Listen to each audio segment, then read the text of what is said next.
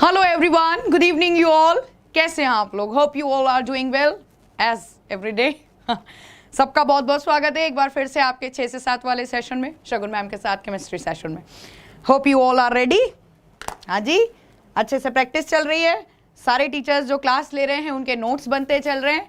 Copy पे चीज़ें note करते चलोगे तो एक पल को रिवीजन करने के लिए, क्विक रिवीजन करने में हेल्प मिल जाएगी, है ना। फटाफट लिंक को शेयर कर देते हैं। बहुत सारे बच्चे क्लास में जुड़ चुके हैं, सबका भाई बहुत बहुत स्वागत है। Most welcome you all. Sweety Pandey, Jatinder Mukhiya ma'am please. Periodic table की बड़ी डिमांड आ रही है इस चैप्टर के बाद। पीरियोडिक टेबल प्रॉमिस, आज के क्लास के बाद मतलब जो कल की क्लास लगेगी उसमें हम आपका पीरियोडिक टेबल ले लेंगे, ठीक है। ओके जतिंदर दी, चलो। Anish Shah, good evening, very good. Exam fighter Abhishek Sahni, very good. Anuj Kumar, Shivansh, creative studio Suresh, Rahul Gangwar, very good. Aarushi Yadav, Purnima Rathore, Arshdeep, very good. Ajju, Utkarsh, Bhupendra, Vikas, Luvkush, Suksha Vishnoi. Ma'am ये कैसी जुदाई है? अच्छा जी, कैसी जुदाई है? खाली संडे की तो जुदाई थी। Okay. Himanshu, Sprinder, very good. Sahib Ali, very good. Vivek Rajput, Saransh, Tejpal, बहुत सारे बच्चे जुड़ चुके हैं। Innocent Jat, Anil, Jitendra, Somit, Poonam, Avni, Jalaluddin Ansari, very good. Utkarsh Sharma, भाई सबका बहुत बहुत स्वागत है। उत्कर्ष गुप्ता कह रहे हैं मैम इसकी पहले जो बैच में पढ़ा रही थी अब नहीं होगी वो क्या क्लास? अच्छा उत्कर्ष, आपने शायद नोटिस नहीं किया, इसके ऊपर ये जो क्लास है ये ना केवल एनटीपीसी के लिए है, प्लस जो दिल्ली पुलिस के बच्चे पिछला सेशन चल रहा था उनके लिए रिवीजन सेशन भी है। रही बात एमसीक्यूज वगैरह की, तो कुछ मेन टॉपिक अगर हम बात करें, कुछ मेन कंसेप्ट अगर हम बात करें तो वो तो चेंज नहीं होंगे, लेकिन बाकी सारी चीजें इसमें हम कुछ जो नए एमसीक्यूज वगैरह या वन लाइनर जो हम डिस्कस करेंगे वो चेंज होंगे। बहुत मोस्ट इंपॉर्टेंट पोर्शन है, वो भी कुछ चीजें आपको जरूर सिमिलर मिलेंगी, ठीक है। तो एक तरीके से दिल्ली पुलिस वाले एक तरीके से ये समझ सकते हैं कि उनका रिवीजन सेशन है, ठीक है। रिवीजन सेशन के अलावा बहुत सारी चीजें, क्योंकि हमने उस वाले मतलब पिछला जो चल रहा था आपका, उसमें हम आपसे सिर्फ क्या डिस्कस कर पाए थे? उसमें हम आपसे पीरियोडिक टेबल, बॉन्डिंग डिस्कस कर पाए थे, केमिकल बॉन्डिंग और एटॉमिक स्ट्रक्चर वगैरह चैप्टर। तो इसमें हम और भी बहुत सारी चीजें हैं जो डिस्कस करने वाले हैं। एनटीपीसी के बच्चे कहीं ना कहीं एक नया बैच आ रहा है, उसके रिगार्डिंग थोड़ा सा इंफॉर्मेशन दे देती हूं, because it's really a big surprise for all the guys who is going to prepare for the NTPC. तो NTPC, RRB, NTPC, CBT 1 group D के लिए नया बैच आ रहा है। किस नाम से? एकलव्य के नाम से। और इसका टैगलाइन कहीं ना कहीं गुरु दक्षिणा इसलिए दिया गया है बिकॉज इसकी फीस बड़ी गुरु दक्षिणा जैसी है। 499 रुपए इसकी फीस है, जिसमें अगर आप मेरे से पूछो तो सारे एक्सपर्ट फैकल्टीज हैं, अपने अपने फील्ड के धुरंधर इस फील्ड में क्लास लेंगे। और उसके अलावा अगर आप मेरे से पूछो तो लेक्चर की पीडीएफ तो मिलेगी, उसके अलावा इसमें हम आपको टेस्ट सीरीज बिल्कुल फ्री ऑफ कॉस्ट देने वाले हैं। और इसके अलावा जितने भी फ्री सेशन हुए हैं उनके लाइव और रिकॉर्डेड क्लास, जो कुछ भी हैं फ्री सेशन जो हुए हैं, उनकी पीडीएफ के साथ लाइव रिकॉर्डेड क्लास और पीडीएफ नोट्स वगैरह, everything it's completely free. Okay, तो फटाफट आज का सेशन स्टार्ट करते हैं। बहुत सारे बच्चे जुड़ चुके हैं, भाई सबका बहुत बहुत स्वागत है इतना प्यार और सम्मान देने के लिए और रोजाना की तरह इस 6 से 7 वाले सेशन को सक्सेसफुल बनाने के लिए। So let's start. आज के क्लास में कहीं ना कहीं आपने थंबनेल पे ही देख लिया होगा, इनर्ट गैसेस हम पकड़ेंगे। लेकिन जहां तक मुझे याद है कि पिछली क्लास में हेलोजन्स चल रहे थे, तो वो थोड़ा सा कवर कर लेते हैं और उसके बाद तो आज इनर्ट गैस भी डिस्कस करेंगे। तो आज पहले शुरुआत कर लेते हैं किससे? हेलोजन्स से। जो हेलोजन्स होते हैं जिनको हम कौन से ग्रुप के एलिमेंट बोलते हैं? तो देखो, इसको हम 7th ए ग्रुप के एलिमेंट भी बोलते हैं और 17th ग्रुप के एलिमेंट भी बोलते हैं। ये क्या होते हैं, है ना? ग्रुप्स एलिमेंट, जिनको हम किस नाम से जानते हैं? जिनको हम हेलोजन्स के नाम से जानते हैं। हिंदी मीडियम, आपको भी हेलोजन्स के नाम से याद रखना है, ठीक है। हेलोजन्स बोलते हैं। कौन कौन से एलिमेंट होते हैं ये? तो भाई ध्यान से देखो, मैंने आपको पिछले क्लास में फ्लोरीन आपसे डिस्कस कर लिया था। फ्लोरीन, क्लोरीन, ब्रोमीन, आयोडीन, एस्ट्रेडीन, है ना। तो अगर नहीं याद होता तो इसको ऐसे याद कर लेंगे हम, फिर कल बाहर आई आंटी। कौन से हेलोजन है? ये हैं, फिर कल बाहर आई आंटी, ऐसे याद रख लो, ठीक है। अब तो याद हो जाएगा। हैलोजेंस की ट्रिक क्या याद रखोगे, फिर कल बाहर आए आंटी, डोंट वरी, पूरी पीरियोडिक टेबल की ट्रिक करवा दूंगी, अभी हैलोजन की कर लो। तो मैंने आपसे पिछले क्लास में फ्लोरीन डिस्कस कर लिया था, है ना, सैटरडे वाली क्लास में। आज हम बात करेंगे अगले हैलोजन से, जिसका नाम क्या है, क्लोरीन। फटाफट नोट्स बनाइए और नोटिस करते चलिए, चीजें नोट करते चलिए, ठीक है। क्लोरीन की अगर हम बात करते हैं, क्लोरीन एटॉमिक नंबर 17 और मास नंबर 35। एटॉमिक नंबर 17 मतलब परमाणु क्रमांक संख्या 17 होती है और द्रव्यमान संख्या क्या होती है, 35 होती है, ठीक है। तो अब जल्दी से यहां पर देखो कि जितनी डायटोमिक गैसेस होती हैं, डायटोमिक मतलब जिनको हम ऐसे लिखते हैं Cl2, H2, O2, N2, है ना, ये द्विपरमाणविक गैसें हिंदी में बोली जाती हैं, ध्यान से सुनिएगा। जिसमें केवल 2 परमाणु हिस्सा लेते हैं, इनको डायटोमिक गैसेस बोला जाता है।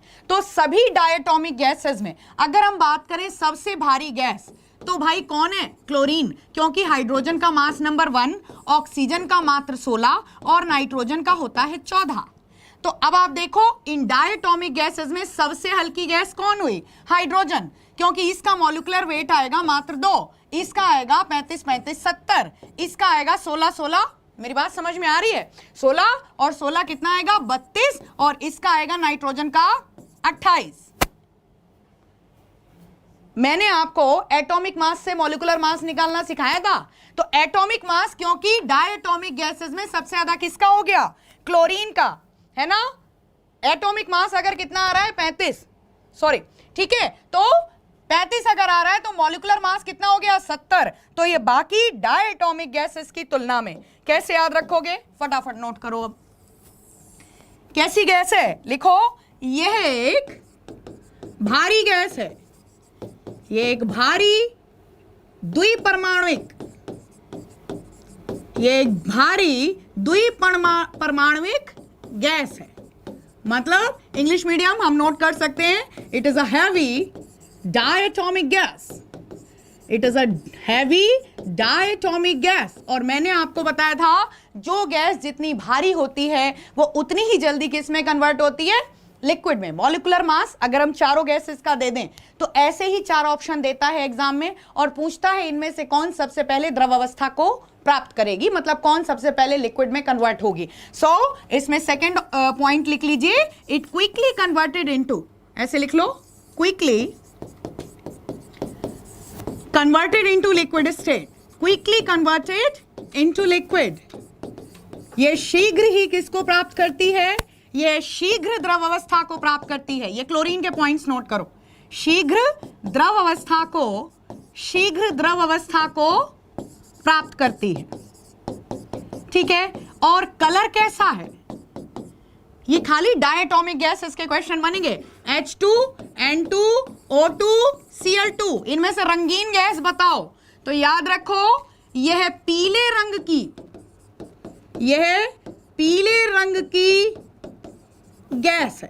तो मैडम गैस का कलर कैसे पता चला, अरे नॉर्मल रूम टेम्परेचर पर 35-36 डिग्री सेल्सियस पर ये तुरंत कन्वर्ट हो जाती है किसमें, लिक्विड में। अगर मैं आपको बहुत इजी लैंग्वेज में समझाऊं तो ऐसे समझो, क्लोरीन एक ऐसी भारी गैस है जो कि नॉर्मल रूम टेम्परेचर पर गैस है ही नहीं, ये बहुत जल्दी लिक्विड में कन्वर्ट होती है। तो याद रखो it is a yellow colour liquid, yellow colour liquid, किस कलर का, येलो कलर लिक्विड या येलो कलर गैस, आप यहां पे लिक्विड भी लिख सकते हो, yellow colour liquid gas, liquid है ये, ठीक है। ये पीले रंग का द्रव पदार्थ है तो देखने में कलरफुल है। डिस्कवरी किसके द्वारा की गई, तो याद रखो क्लोरीन की अगर खोज आपसे पूछ लेता है तो इसकी खोज वैज्ञानिक शीले द्वारा की गई है। किसके द्वारा, वैज्ञानिक शीले द्वारा की गई है, याद रखिएगा। एक ये इतना फेज था, लेकिन दूसरा फेज क्लोरीन का जब आता है तो सुनिए मेरी बात ध्यान से, क्लोरीन को वनडे एग्जाम बार बार ब्लीचिंग एजेंट के तौर पे पूछता आया है। क्लोरीन एक विरंजन कारक के रूप में कार्य करती है, मतलब कपड़ों के कलर फीके कर देना। हम डिटर्जेंट्स में एक साल्ट पढ़ते हैं कैल्शियम ऑक्सीक्लोराइड, मेरी बात समझिएगा, जिसको हम ब्लीचिंग पाउडर के नाम से जानते हैं। किस नाम से जानते हैं, ब्लीचिंग पाउडर के नाम से जानते हैं। हिंदी में इसको हम आपको एसिड बेस वाले चैप्टर में पढ़ाएंगे, किस नाम से, विरंजक चूर्ण के नाम से। अब मेरी बात समझना, डिटर्जेंट्स में ये ब्लीचिंग पाउडर मिला होता है।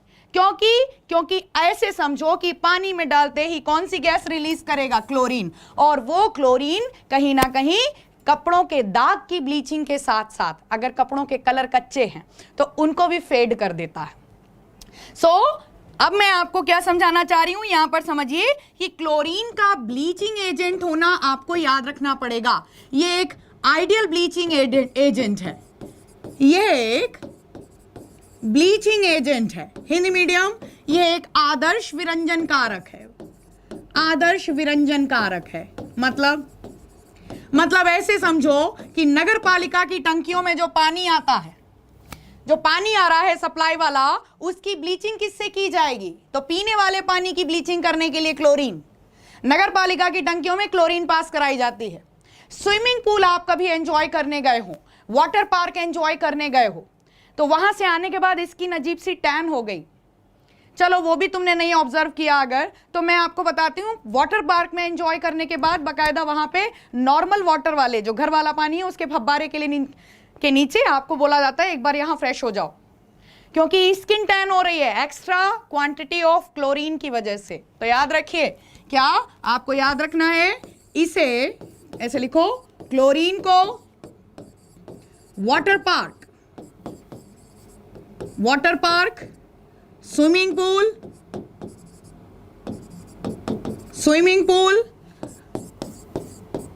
तथा नगर पालिका म्यूनिसिपैलिटी की जो टंकियां होती हैं, नगर पालिका की टंकियों में प्रयोग किया जाता है।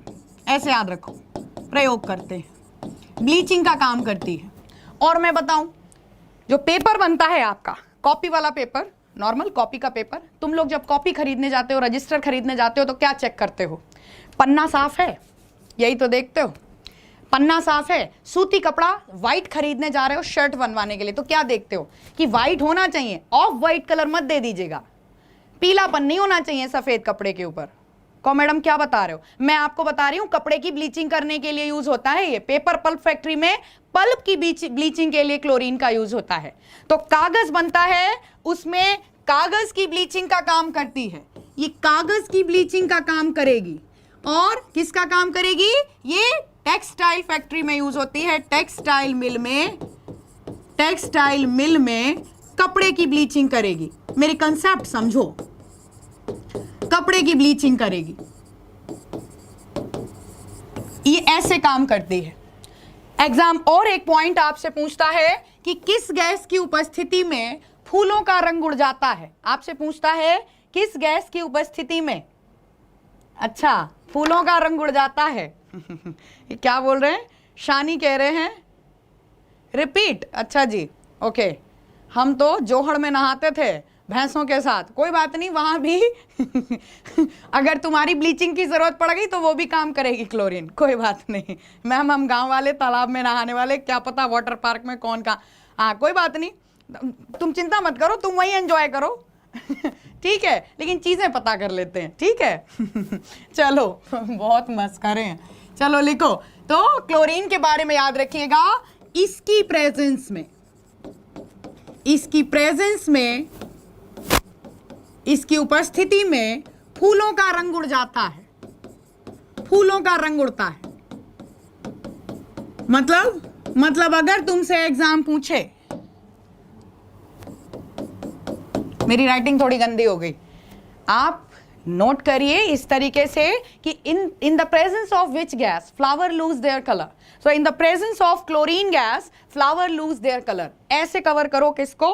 पहले क्लोरीन को, और इससे बाहर क्लोरीन फिलहाल तो अब तक वनडे एग्जाम नहीं गई ठीक है। और उसके अलावा पहले मैं क्या कहूंगी, पहले काखा गाघा तैयार कर लो, ठीक है। तो क्लोरीन को पहले इतने एंगल से तैयार करिए, क्लोरीन हो जाएगी तैयार। अगला देखो, फ्लोरीन क्लोरीन, नीचे आया ब्रोमीन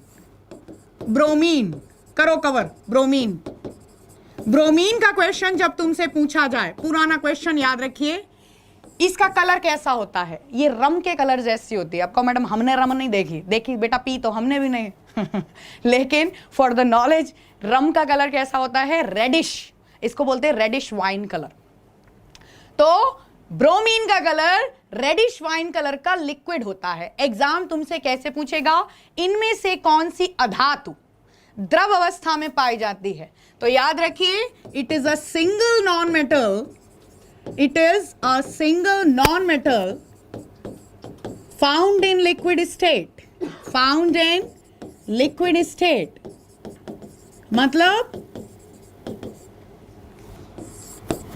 इसको आप ऐसे लिखो, कैसा कलर होता है? It is a wine red colour liquid. चलो इधर नोट कर सकते हो आप, हिंदी में कैसे लिख लेंगे हम इसके, लिखो यह है लाल रंग का, या ऐसे लिखो यह शराब जैसे लाल रंग का, लाल रंग की द्रववत अधातु है, द्रव अधातु है, अधातु है। जो नॉन मेटल्स होते हैं वो ज्यादातर ठोस अवस्था में मिलते हैं, लेकिन यह एकमात्र ऐसी नॉन मेटल है जो लिक्विड स्टेट में मिलती है। ओनली फॉर इंडियन आर्मी लिखा क्या? Okay, you are my favourite teacher Haider Ali, thank you so much, I will be meet you, thank you so much dear. चलो क्वेश्चंस को नोट कर लो। बहुत सारे बच्चे बहुत सारा प्यार शेयर करते हैं, मैं कमेंट देखती रहती हूँ क्लास के बाद ठीक है, यहाँ अगर मैं सच बताऊँ आप लोगों का प्यार और आभार कहीं ना कहीं लेने बैठ गई तो पढ़ा नहीं पाऊंगी, लेकिन इतना ज़रूर मैं बोल देती हूँ, आप सबके शब्द व शब्द मुझ तक ज़रूर पहुँचते हैं, क्योंकि मैं कितना भी टाइम कभी भी फ्री होती हूँ तो मैं ज़रूर आप लोगों के, और नेसेसरी कल के क्लास में कुछ क्वेश्चंस थे जिसमें डाउट आया था बच्चों को, वो आज हम ले लेंगे आपके क्लास में, ठीक है? तो कौन से वाले क्वेश्चन? वो पी इलेक्ट्रॉन वाले क्वेश्चंस आप लोग ज़्यादातर 2-3 क्वेश्चन बच्चों के कमेंट आए थे, मैम पी इलेक्ट्रॉन, तो आज हम वो देख लेंगे, ठीक है? और बाकी तुम लोग ऐसे ही हंसते मुस्कुराते रहो और क्लास लेते रहो। चलो इधर फोकस करो। Bromine a single non metal found in liquid state, the colour red, wine red colour होता है ना? तो ये एक ऐसी अधातु है जो कि द्रव अवस्था में पाई जाती है और इसका कलर कैसा होता है? Wine red. इसको कहाँ यूज करते हैं? इसको दर्द निवारक दवाओं में प्रयोग किया जाता है, याद रखिएगा। It is use to make, लिख लो, यूज्ड इन एनाल्जेसिक्स, एनाल्जेसिक, याद रखो, इसे दर्द निवारक दवाओं में, इसे दर्द निवारक दवाओं में प्रयोग करते हैं, दवा बनाते हैं, हो जाएगा। फिलहाल ब्रोमीन को आप इतने एंगल से पहले करिए। Proceed to the next. चलो, ब्रोमीन के बाद आता है अपना आयोडीन। कौन? आयोडीन। और आयोडीन से याद आता है घर का नमक। लेकिन खाए जाने वाले घर के नमक में, जिसको टेबल साल्ट बोलते हैं, उसमें आयोडीन किस रूप में मिली होती है? डायरेक्ट आयोडीन मिला देते हैं NaCl में? नो, पोटेशियम आयोडाइड के रूप में होती है। एग्जाम आपसे पूछेगा टेबल साल्ट में जो अधातु है, कौन सी अधातु? तो नॉन मेटल है। हेलोजन सारे क्या हैं? नॉन मेटल हैं। तो याद रखो, अधातु जो कि नमक में प्रयोग होती है, प्रयोग होती है। Non metal used in table salt, table salt, और ये बड़ा बड़ा लिख लो, एज पोटेशियम आयोडाइड। किस रूप में? पोटेशियम आयोडाइड के रूप में। किस रूप में मिलाई जाती है? पोटेशियम आयोडाइड के रूप में, पोटेशियम आयोडाइड के रूप में, ठीक है? नोट करो। दिल्ली पुलिस, ये मत सोचना ये इनका है और ये मेरा सिलेबस है। आयोडीन तुम भी खाते, डेली लाइफ का क्वेश्चन तुम्हारे लिए भी बन रहा है। और बस मैं एक ही चीज बोलूंगी, हो सकता बुरी लग जाए, ज्यादा दिमाग मत चलाया करो ठीक है? थोड़ा सा मैं क्या बोली, पिछले क्लास में भी मैंने एक ही बात आप सबको बोली थी कि एक चीज तो आपको किसी पे तो करनी पड़ेगी, और वो क्या है? ट्रस्ट, विश्वास। और ये वाला जो सेशन है, मैं समझा के तुम लोगों को हार गई कि यार NTPC ये इसका सिलेबस, और RR ये जो दिल्ली पुलिस है, और ये क्या नाम है, और जो ये वनडे एग्जाम इक्विवेलेंट होते हैं, इनका सिलेबस केमिस्ट्री का सेम है। वो भी डेली लाइफ में कहीं पर भी जा सकते हैं और ये भी डेली लाइफ में कहीं पर भी जा सकते हैं। Now it's up to you कि कितना कंटेंट तुम बटोर सकते हो, बटोरो। तो इसमें कोई कक्षा 5 नहीं है कि इसी किताब से आएगा, इससे बाहर नहीं आएगा, ऐसा थोड़ी ना होता है।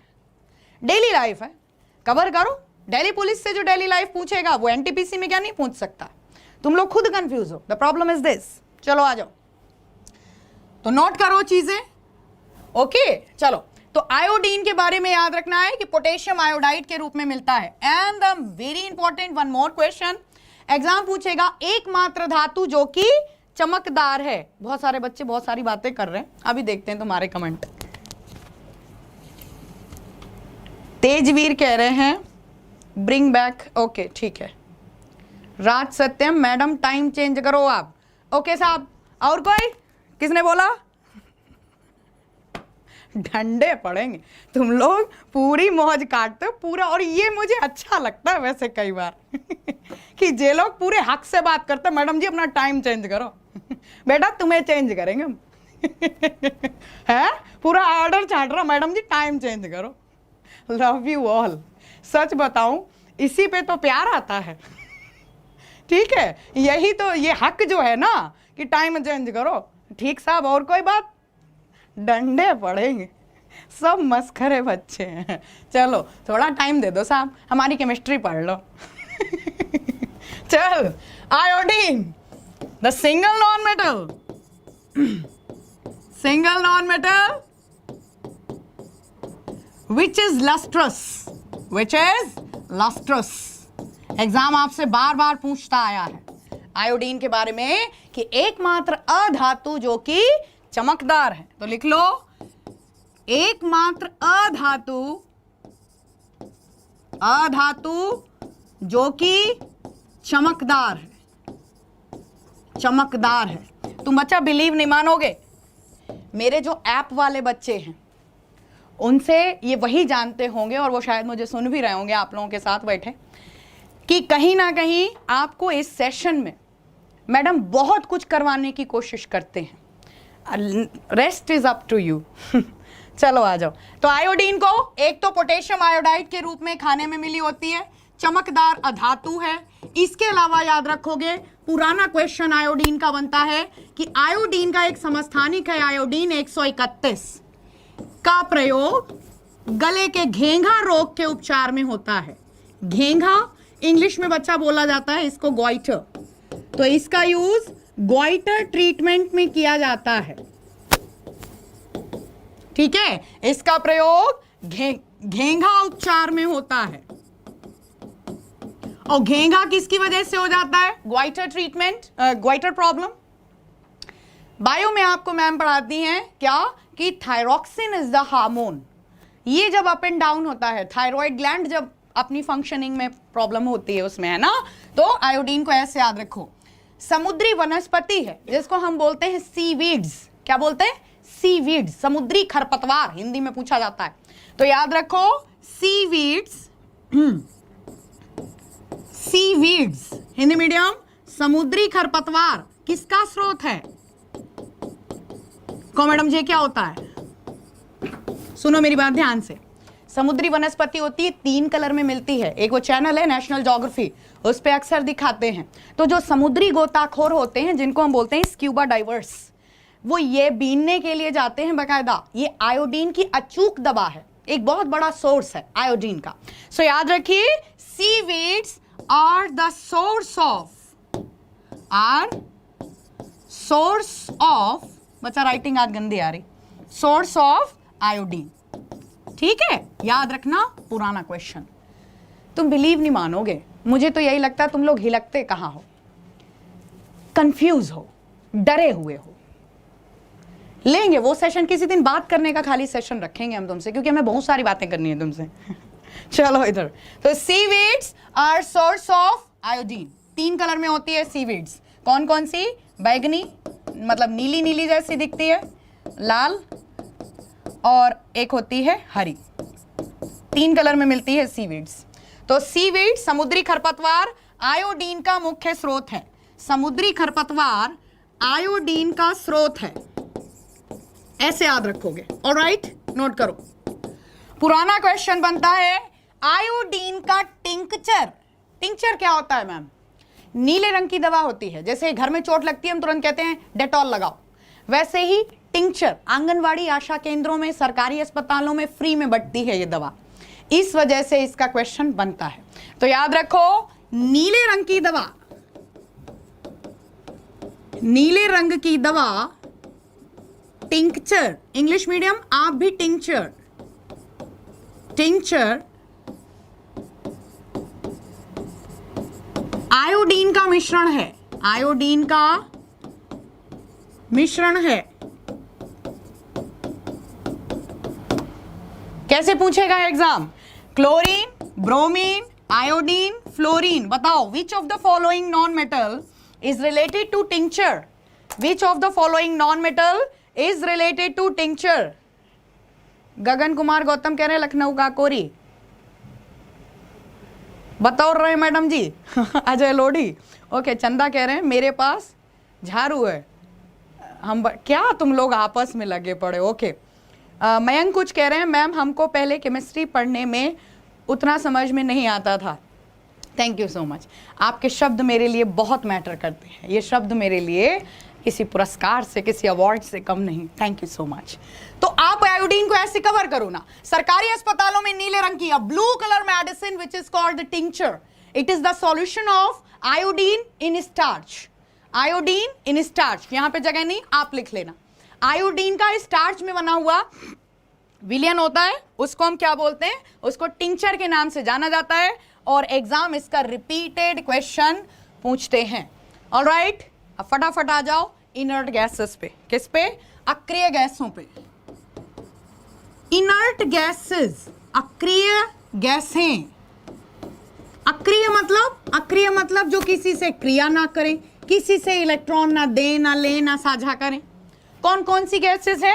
Helium, neon, argon, krypton, xenon और रेडॉन। अब ध्यान से इधर देखो, ये जो तीनों ऊपर की जो गैसेस हैं, ये तीनों नॉन रेडियो एक्टिव हैं, जबकि रेडॉन ये रेडियो एक्टिव गैस है। कैसी गैस है?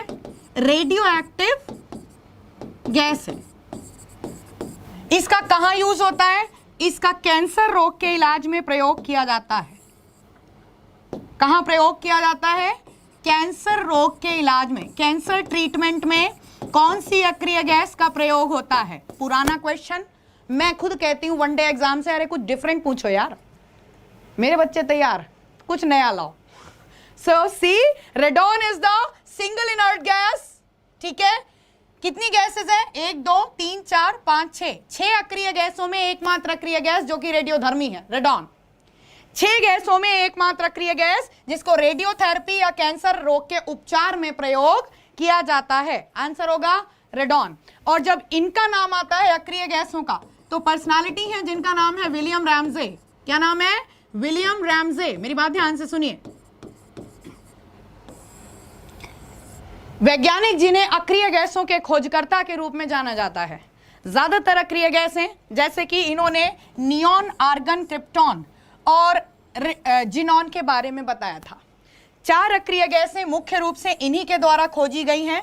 नाम है विलियम रैमजे। क्या याद रखोगे? इनकी अभी हम फोटो दिखाते हैं आपको पीडीएफ में। तो विलियम रैमजे जिन्होंने डिस्कवर की हैं लगभग ज्यादातर अक्रिय गैसें।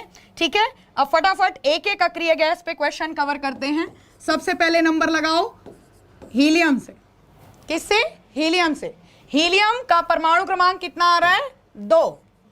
सभी अक्रिय गैसों में, और द्रव्यमान संख्या कितनी आ रही है? 4। सभी अक्रिय गैसों में सबसे हल्की होती है। तो याद रखो, सबसे हल्की अक्रिय गैस, सबसे हल्की अक्रिय गैस, अक्रिय गैस, लाइटेस्ट इनर्ट गैस। कैसे याद रखोगे? Lightest inert gas. अच्छा, एक तो अक्रिय है मतलब रिएक्शन नहीं करती, और ऊपर से हल्की, तो गुब्बारों में भर दो। किसके साथ? हाइड्रोजन के साथ। जो एयर बलून होते हैं, कौन से वाले? जो बच्चे खेलते हैं ना, जो पैराशूट बलून्स होते हैं, उनको बोला जाता है वार्म एयर बलून्स, इस तरीके से। लेकिन आपको एग्जाम पूछेगा हवा के गुब्बारे, तो हवा के गुब्बारों में अगर खाली हाइड्रोजन भर देंगे तो ये क्रियाशील हो सकती है, गुब्बारा फट सकता है और पैराशूट एंजॉय करने वालों की डेथ हो सकती है। तो हाइड्रोजन के साथ हीलियम भर दो, हल्की की हल्की और प्लस अक्रिय, तो एक अक्रिय you can say inert combination बनाने के लिए इसे एयर बलून्स में यूज्ड इन एयर बलून्स, इसे हवा के गुब्बारों में, इसे हवा के गुब्बारों में हाइड्रोजन के साथ प्रयोग करते हैं, इसे हवा के गुब्बारों में हाइड्रोजन के साथ प्रयोग करते हैं। मैं शॉर्टली लिख रही हूं, प्रयोग करते हैं। कैसे करते हैं? ऐसे करते हैं, हाइड्रोजन प्लस हीलियम। पहला कारण हल्की और दूसरा अक्रिय। हल्की है तो गुब्बारा ऊपर जाने में दिक्कत नहीं होगी, और यही कारण है कि जो फाइबर यूज करते हैं पैराशूट बनाने के लिए वो भी बहुत हल्का फाइबर होता है और मजबूत, उसको विस्कॉस बोलते हैं। ये मैं आपको पॉलीमर में पढ़ाती हूं, लेकिन यहां पे टॉपिक आ गया जब पैराशूट का, तो चाहो तो लिख लो, कोई दिक्कत नहीं है। पैराशूट का कपड़ा जो होता है क्या होता है? विस्कॉस, विस्कॉस, इसको विस्कस बोल देते हैं। वैसे याद रखोगे? तो छोटे छोटे से बातें हैं, छोटी छोटी सी चीजें हैं, इनको अच्छे से कर लो। वेरी गुड मृदु। ओके मैम, कल से आप कट्टा लाया करो। सब मुस्कुरा रहे हैं। अच्छा ठीक, ओके। और कुछ? कट्टा लाया करूं? तुम कट्टा, तमंचा, कारतूस सब मंगवा लो इधर ही, तुम चिंता मत करो। ये क्वेश्चन अगर एग्जाम में आए और तुम गलत करके आए तो तुम चिंता मत करो। वो क्या बोलते हैं, वाजी की मूवी आई थी थोड़े दिन पहले, क्या नाम था उसमें? वो दुनलिया था, दुनलिया। फिर हम कहेंगे दुनलिया बन गए हम। ठीक है, और नंबर लगाएंगे, कहेंगे कितने क्वेश्चन छोड़ के आए, अगर इसमें से फंसा और फिर भी कर आए, ठीक है, तो दुनलिया बन जाएंगे मैडम, आ जाओ उधर। ठीक है, तो हीलियम को आप ऐसे याद रखोगे, अक्रिय और ऊपर से हल्की, गुब्बारों में भर दो। और पेशेंट, एक और क्वेश्चन बनता है हीलियम का, कैसे बनता है आपसे, कि इसे अस्पतालों में, इसे अस्पताल में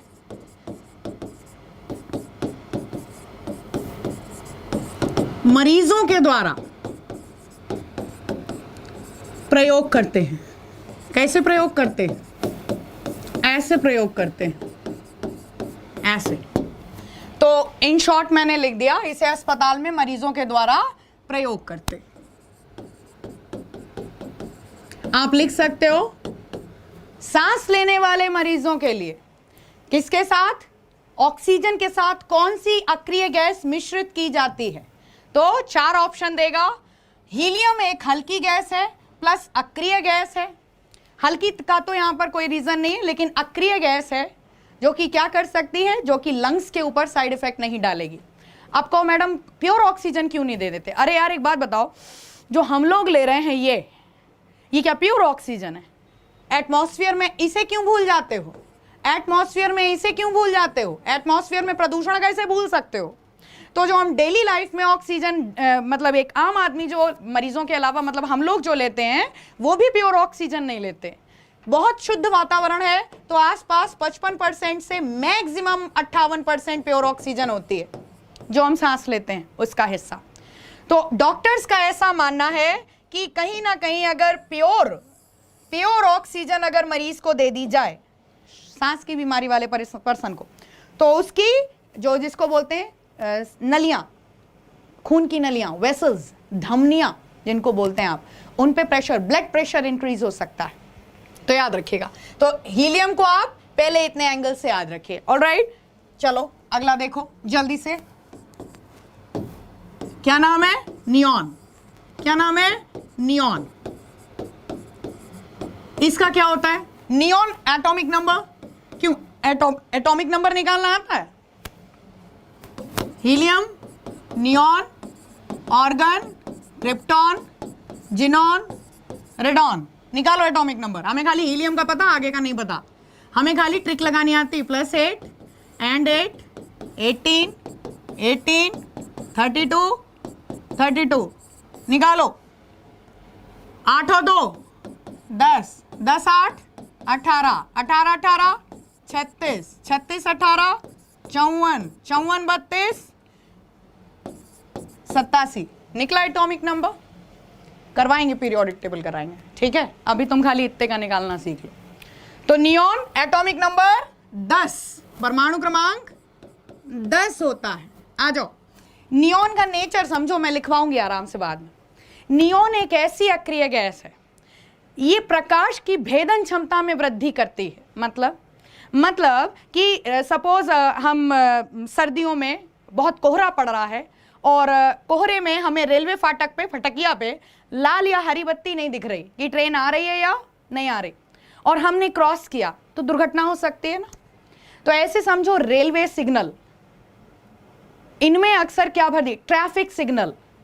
जहां कहीं भी हमें ऐसे प्रकाश की जरूरत हो जो कि लाइट की पेनिट्रेटिंग पावर बढ़ा सके, मेरा कंसेप्ट समझिएगा। Railway signal, traffic signal, advertisement के लिए जो आपके सड़कों पे, हाईवे पे लगे होते हैं, मूविंग पिक्चर, मैं फ्लेक्सी की बात नहीं कर रही हूं। तो जो विज्ञापन वगैरह के एडवर्टाइजमेंट बोर्ड्स होते हैं, उनमें अक्सर भर दिया जाता है क्या, नियॉन। एक ऐसी अक्रिय गैस जो कि प्रकाश की भेदन क्षमता में वृद्धि करती है। तो इसे रेलवे सिग्नल, ट्रैफिक सिग्नल, विज्ञापन board, beacon light operation theatre के बाहर लगी हुई लाइट, बीकॉन लाइट एम्बुलेंस के ऊपर घूमने वाली लाइट, और वो जो पुलिस की गाड़ी पे पुरानी वाली जिप्सी के ऊपर जो लगी होती थी, दैट इज बीकॉन लाइट। तो एग्जाम तुमसे पूछेगा कि बीकॉन लाइट में कौन सी गैस भरते हैं, तो याद रखिए इसे बीकॉन लाइट, हिंदी एक्चुअली इसका प्रोनाउंसिएशन है बेकन। क्या प्रोनाउंसिएशन है, बेकन, लेकिन हिंदी मीडियम आपको देगा बकायदा बीकॉन, तो आपको बेकॉन लाइट वैसे याद रखना है, ठीक है। इसे बीकॉन लाइट एम्बुलेंस वगैरह पे मैंने बताया ना, ये लगी होती है, तो लिखो इसे बीकॉन लाइट में भरते हैं, बीकॉन में प्रयोग करते हैं, याद रहेगा।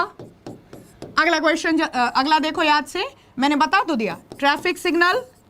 भाई एक कंसेप्ट समझो ना, प्रकाश की भेदन क्षमता, लाइट, कोहरा ज्यादा पड़ता है, इसी वजह से सर्दियों में ट्रेनें लेट हो जाती हैं, 10-10 घंटा, 14-14 घंटा ट्रेनें लेट रहती है ना। तो केवल उस प्रॉब्लम की वजह से कि ये तो मौसमी चीजें हैं, चलती रहेंगी, तो traffic signal, railway signal,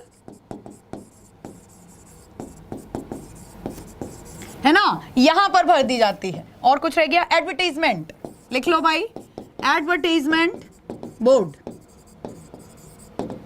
Hindi medium क्या याद रखोगे, ट्रैफिक सिग्नल, लिख लो इसे ट्रैफिक सिग्नल, रेलवे सिग्नल तथा विज्ञापन बोर्ड में भरते हैं,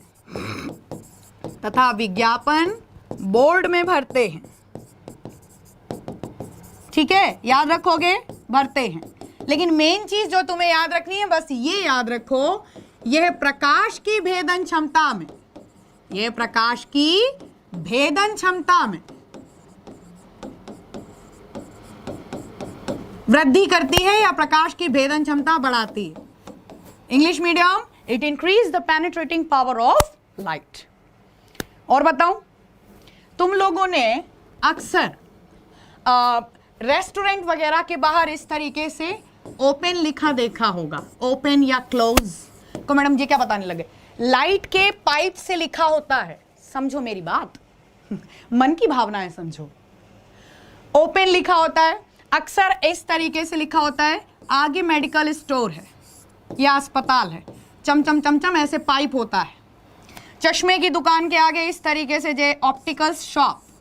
समझ गए मैं कहाँ जा रही हूँ, मैं कहाँ जा रही हूँ। दिवाली पे हम लोग लड़ियाँ लगाते हैं, जो देखो कैसी मस्ती काट रहे हैं, मैं इनके कमेंट नहीं पढ़ पा रही हूँ, मुझे पता तुम लोग पूरी ये ऑफलाइन क्लास होती तो पूरी मौज काट रहे। देखो कमेंट तो देखो इन लोगों के, इधर देखो। अभी बात करते तुमसे, जरा इसे कंप्लीट करा दें क्योंकि ये फिर रह जाएगी।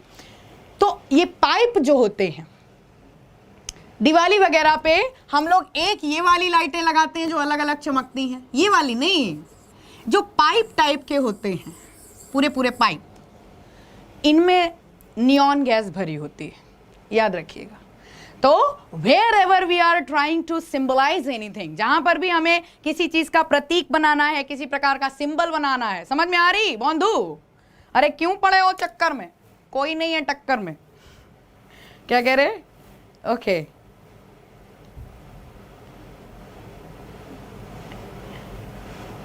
मैम हिंदी इतना कमजोर भी नहीं है। हाँ भाई ना, मैंने नहीं कहा मैम, आप बहुत अच्छा पढ़ाते हो, thank you so much Pankaj. चलो ठीक है, तो आज हम इतना ही रखते हैं। हीलियम नियॉन, आर्गन वगैरह का चलो छोटा सा टॉपिक है, कवर कर लेते हैं। बल्ब का क्वेश्चन बनता है आपसे। बल्ब का फिलामेंट टंगस्टन, बाहर भरी जाने वाली गैस आर्गन, और बल्ब का कांच कौन सा होता है? फ्लिंट कांच। कंप्लीट हो गया बल्ब। वन डे एग्जाम के पास बल्ब से रिलेटेड और क्वेश्चन नहीं है। बल्ब के रिलेटेड वन डे एग्जाम के पास इतने ही क्वेश्चन है। कौन कौन से? आओ उंगलियों पे करें। बाहर भरी जाने वाली अक्रिय गैस, मैडम अगर अक्रिय गैस ना भरे तो क्या होगा? अरे यार फिलामेंट जला, सपोज बल्ब जला 6 घंटे 8 घंटे, फिलामेंट हो गया गर्म, और बाहर आपने कुछ भरा नहीं था तो वहां पे मॉइस्चर आ गया है, वहां पे ऑक्सीजन एग्जिस्ट कर सकती है, एयर जिसको हम बोलते हैं। तो बल्ब के फिलामेंट का रस्टिंग होने लग जाएगी, इस पे जंक लगने लग जाएगी और बल्ब तुम्हारा फूक सकता है। समझ में आ रही मेरी बात? तो इस स्थान को खाली मत छोड़ो, यहां पर एक ऐसी अक्रिय गैस भर दो जो कि स्थान घेर ले। सो यहां पे आप लिखोगे argon is used just to occupy place, occupy place. समझ में आई बात? इतनी सी बात कि स्थान घेरने के लिए, कि भाई यहां पर एक ऐसी अक्रिय गैस भर दो जो कि खुद तो रिएक्शन कर ना पाए क्योंकि अक्रिय गैस है, और जलवाष्प वगैरह मॉइस्चर के लिए स्थान बचेगा नहीं। ठीक है, अब फटाफट कुछ एमसीक्यूज डिस्कस करते हैं। फटाफट आ जाइए सेशन पे। ओके, इतनी देर बहुत मौज काट ली तुम लोगों ने। देखो जरा क्या क्या लिख रहे हैं। मैडम जी क्लास का टाइम क्या है? देखा पूरी रामायण खत्म हो गई, अब वो हमसे पूछ रहे सीता किसके बाप थे? 6 से 7। अरे यार ये सी बातें मत करो, मैं रोना आ जाता कसम से यार। चलो आ जाओ, पहला क्वेश्चन। ये आपकी नोबल गैसेस है, ठीक है, and the personality known as William Ramsay sir, उनका मैंने एक फोटो डाला था। एज्यूम द पर्सनालिटी, लैब में कुछ काम कर रहे हैं देखो। ठीक है, विलियम रैमजे। और उसके बाद मैंने पिक लगाई है, ध्यान से देखिए, मजाक से बाहर आइए, जल्दी से देखो इधर। द साइंटिस्ट नेम, जिनका नाम है नील बर्लेट। क्या नाम है? नील बर्लेट। को मैडम इनकी फोटो क्यों लगाई आपने? बिकॉज इन्हें फ्लोरीन कंपाउंड्स की स्टडी के लिए मैंने कल आपको बताया था कि इन्होंने जीवन पर्यंत फ्लोरीन के यौगिकों का क्या किया? फ्लोरीन के ऊपर खूब रिसर्च की। कैलिफोर्निया में ये प्रोफेसर रहे नील बर्लेट सर, और इन्होंने ही बताया सबसे पहले कि बाकी सारी अक्रिय गैसें भले ही रिएक्शन ना करती हों, लेकिन पहला कंपाउंड जिनॉन का, जिनॉन टेट्राफ्लोराइड, किसने डिस्कवर किया था? नील बर्लेट सर ने बताया था। नील बर्लेट सर ने कहा मेरी फ्लोरीन जरूर रिएक्शन करेगी। तो फ्लोरीन जैसे हाईली इलेक्ट्रोनेगेटिव एलिमेंट का पहला कंपाउंड जिनॉन टेट्राफ्लोराइड, और एक मिथ तोड़ा और आपका एक जाना माना क्वेश्चन बना दिया कि एकमात्र अक्रिय गैस जो कि यौगिक बनाने में सक्षम है। किसने बताया? नील बर्लेट सर ने। तो मैंने आज इनका पिक्चर इसी लगाया क्योंकि मैंने इनका थोड़ा सा पर्सनल डिटेल वगैरह पढ़ा, मैं काफ़ी इंप्रेस हुई इनसे। द ग्रेट पर्सनालिटी, जिन्होंने ना केवल एज अ लेक्चरर कैलिफोर्निया में यूनिवर्सिटी में पढ़ाया, इसके अलावा वहाँ पे बच्चों को बहुत एनालिटिकल वर्क भी कराया। किसी दिन फुर्सत से बात करेंगे, आज थोड़े से एमसीक्यूज डिस्कस करते हैं। चलो आ जाओ इधर। Inert gases belongs to which group in periodic table?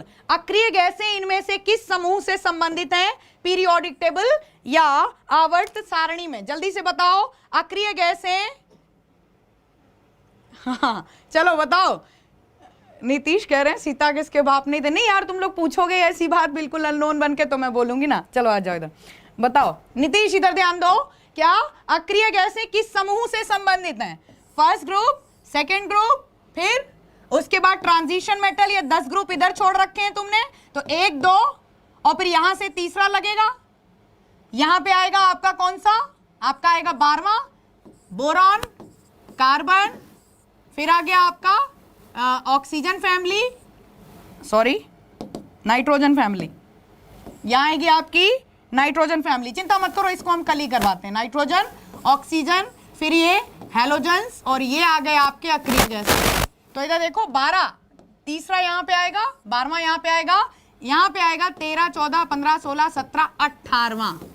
और इस ग्रुप की वैलेंसी आती है 0, तो इसको हम 0 वैलेंसी का ग्रुप भी बोलते हैं। और इसके अलावा इसको 8th ए ग्रुप का भी बोलते हैं। फिलहाल यहाँ पे आंसर आपका क्या होगा? ऑल। देखो बहुत सारे बच्चों ने सही आंसर भी दिया है, all. The right answer is all. All above is the right answer. किसने दिया? अनुज मौर्य ने आज सही आंसर दिया है।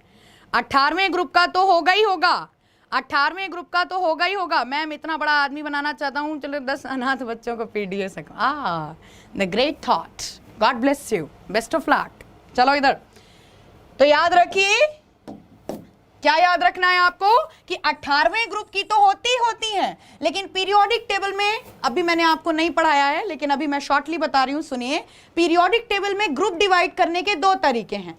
एक तो डायरेक्ट जैसे मैंने अभी किया, और दूसरा तरीका यह है कि सब ग्रुप करके, ए और बी साइड अलग अलग करके। वो मैं कल आपको बताती हूँ, कल आप जब भी क्लास आपकी हो रही है पीरियोडिक टेबल की तब, ठीक है। तो यहाँ पर तीनों ही सही, और 0 वैलेंसी होती है इनर्ट गैसेस की। ये किसी से अभिक्रिया नहीं करती, ना इलेक्ट्रॉन आदान प्रदान करती।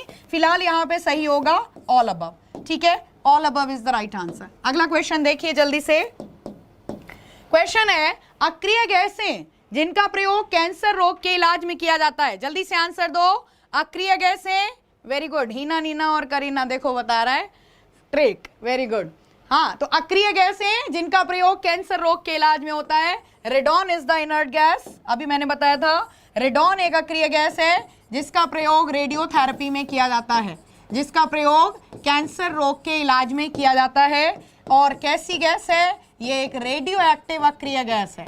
ये एक रेडियो एक्टिव अक्रिय गैस है, एकमात्र अक्रिय गैस जो कि रेडियो एक्टिव है। और कैसे पूछेगा? ऐसे पूछेगा कि कौन सी अक्रिय गैस वायुमंडल में अनुपस्थित है। तो ये वायुमंडल में अनुपस्थित गैस है, ये वायुमंडल में अनुपस्थित है। सभी गैसें प्रेजेंट हैं, अक्रिय गैसें भले ही थोड़ी बहुत मात्रा में, बट रेडॉन बिल्कुल एब्सेंट है। तो बनती कैसे है? ये बनती है रेडियो एक्टिव रिएक्शंस के दौरान। डिस्कस करेंगे तो हम बताएंगे, अल्फा बीटा गामा पार्टिकल के एमिशन के दौरान बनती। Street lights which gives yellow colour, yellow lights are, यहां पे होगा which gives yellow colour light are filled with. भाई बताओ। अरे यार सिंपल सी क्वेश्चन है यहाँ पर कि जो सड़कों पे और गलियों में जो पीली पीली लाइटें खंबे के ऊपर जल जाती हैं, उनमें कौन सी वाष्प भरी होती है? देखें इसका आंसर कौन देता है। आपको आइडिया है? थोड़ा सा आइडिया दो, सभी लोग शेयर करो। Thank you so much Nitesh. हाँ जी, हाँ, इस क्लास को भाई सारे बच्चों के, जो बच्चे सिर्फ मोबाइल से पढ़ रहे हैं, और बिलीव मत, मैं हालांकि किसी को यहाँ से डिमोटिवेट नहीं करूँगी, लेकिन एक बात सच है कि बहुत सारे टीचर यार गलत भी पढ़ा रहे हैं। बहुत सारे प्लेटफॉर्म पे हमने देखा, फिर मैंने कुछ नहीं कहा, हमने कहा जय गुरु जी, चलो कोई बात नहीं। लेकिन बच्चे जब उनको पढ़ सकते हैं फिर तो हम यही बोलेंगे। बाकी यार एनालिसिस आपका खुद का होगा। चलो मैम, आपका न्यू बैच कब है? न्यू बैच ही आया तो है, न्यू बैच जो अभी एक्सप्लेन कर रही थी। देखो इस बच्चे ने सही आंसर दिया, गोपाल अरिहवाल ने, कमलेश ने आंसर दिया है, प्रमोद राजनक ने सही आंसर दिया है, वेरी गुड। स्वीटी पांडे ने सही आंसर दिया है, हर्षित ने आंसर दिया, बहुत सारे बच्चे सही आंसर दे रहे हैं, वेरी गुड। सोडियम वाष्प का प्रयोग किया जाता है किसमें? स्ट्रीट लाइट, सड़क तथा गलियों में लगी पीले, इसकी पहचान होती है कि ये पीले रंग का प्रकाश देती है, तो इसमें सोडियम वाष्प का प्रयोग किया जाता है। क्या याद रखोगे कि सोडियम वाष्प का प्रयोग, sodium vapour is used to fill in the street light. Sodium वाष्प का प्रयोग सड़क तथा गलियों में लगी लाइटों में किया जाता है। ऐसा करने से क्या होगा? ये लाइट की स्कैटरिंग बढ़ाती है। अब मेरी बात समझना, खंबे के ऊपर लाइट लगी है, लेकिन अगर इसकी स्कैटरिंग अच्छे से नहीं होगी तो पूरी गली में फायदा नहीं मिलेगा, खाली खंबे के नीचे रोशनी होगी और सरकार का खर्चा बढ़ेगा क्योंकि उसे पास पास लाइटें लगानी पड़ेगी। तो याद रखो, ये प्रकाश की प्रकीर्णन क्षमता, यह प्रकाश की प्रकीर्णन क्षमता में वृद्धि करती है। नोट करो, यह प्रकाश की प्रकीर्णन क्षमता में, हिंदी ज्यादा हो गया, इंग्लिश मीडियम लिखिए। It increase the scattering power of light, it increase the scattering power of light, note down in English, ठीक है। ये लाइट की स्कैटरिंग पावर, अच्छे से बिखरने की क्षमता बढ़ाती है। तो सड़क के नीचे जब गली में जब ये खंबे के नीचे लगेगी तो खूब गली चमकाएगी, अब ऐसे समझो, है ना। तो स्कैटरिंग पावर बढ़ाती है, तो सोडियम वेपर का यूज किया जाता है। अगला क्वेश्चन देखिए, inert gas use to fill in beacon light, जल्दी से बता दो इनमें से किस अक्रिय गैस का प्रयोग बीकॉन लाइट में भरने के लिए किया जाता है। इनमें से किस अक्रिय गैस का प्रयोग बीकॉन लाइट में भरने के लिए किया जाता है। देखो बहुत सारे बच्चे बहुत सही आंसर दे रहे हैं। अच्छा, कौन नाराज है भाई? डीसी जी कह रहे हैं आप उससे बहुत नाराज हैं, आपने मेरा एक भी कमेंट नहीं पढ़ा। लो पढ़ लिया चलो खुश हो जाओ, डीसी चौधरी पढ़ लिया, आ जाओ। तो नियॉन इज द क्या है? अक्रिय गैस जिसे बीकॉन लाइट में, तो इसे बीकॉन लाइट में भरते हैं, इसे बीकॉन या जिसको हम बेकन लाइट बोलते हैं, इसमें भरते हैं। यह प्रकाश की, अभी पढ़ाया था थोड़ी देर पहले, यह प्रकाश की भेदन क्षमता में वृद्धि करती है, यह प्रकाश की भेदन क्षमता बढ़ाती है, स्कैटरिंग पेनिट्रेटिंग पावर बढ़ाएगी, तो सिंबल या सिग्नल वगैरह बहुत अच्छे से दिखेंगे। चलो अगला क्वेश्चन देखिए, Which inert gas is also called stranger gas? Which inert gas is also called stranger gas? Sorry, I am extremely sorry. यहां पर चारों ऑप्शन गलत हैं, यहां पर सही ऑप्शन है ही नहीं। इनमें से किसे अजनबी गैस कहते हैं, इसको काउंट मत करिएगा, मतलब नोट कर लेना, मैं क्विज में काउंट नहीं कर रही। क्या यार? Xenon is the inert gas, note करो, xenon is called stranger gas. Xenon को अक्रिय गैस के नाम से जाना जाता है और ऑप्शन में जिनॉन नहीं है, स्ट्रेंजर गैस, ये मिस टाइप हो गया, उसके लिए मैं सॉरी। चलो आ जाओ। तो जिनॉन एक ऐसी अक्रिय गैस है जिसे अजनबी गैस के नाम से भी जाना जाता है। भाई क्यों? Because xenon is not the English word, xenon is actually the Latin word, और लैटिन लैंग्वेज में जिनॉन का मतलब ही अजनबी है। एन अननोन गैस, कौन सी गैस? अरे वो नई वाली अननोन गैस, ऐसे समझो। सो कहते नहीं है एक नाम कि अननोन गैस, अननोन गैस, अब वो अननोन ही बन गई है पीरियोडिक टेबल में। तो जिनॉन का मतलब लैटिन लैंग्वेज में अननोन है, तो जिनॉन इज द गैस जिसे स्ट्रेंजर गैस के नाम से भी जाना जाता है। इसका ऑप्शन में नहीं दे रखा था, कोई बात नहीं, आप नोट कर लेना, लेकिन अगर आप नोट कर रहे हो तो नोट कर लो। Number of P electron in neon, neon में पी इलेक्ट्रॉनों की संख्या बताइए।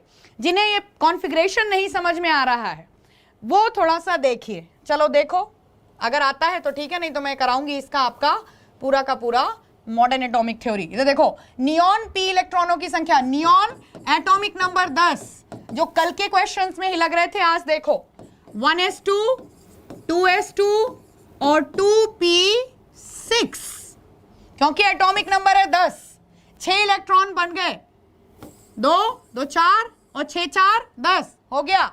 कितने एस इलेक्ट्रॉन है? 4 एस इलेक्ट्रॉन है ये, और पी इलेक्ट्रॉन कितने हैं? 6। को मैडम जी क्या बना देती हो? मैं समझ रही हूं उन बच्चों को प्रॉब्लम आ रही होगी जिन्होंने कहीं ना कहीं मॉडर्न एटॉमिक थ्योरी या जिनके पास सिर्फ 10th तक साइंस थी। ऐसे समझो, हम लोगों को फर्स्ट ईयर इंटर में जब साइंस आप ले लेते हो तब ये थोड़ा सा पढ़ाया जाता है मॉडर्न एटॉमिक थ्योरी, हम भी करवा देंगे, कोई बात नहीं। क्या है? बस ऐसे समझो, जो शेल्स होते हैं KLMN एटम में, वो डिवाइडेड रहते हैं सब एटॉमिक एनर्जी लेवल्स, जिनको हम SPDF के नाम से रिप्रेजेंट करते हैं, ये होते हैं ऑर्बिटल्स।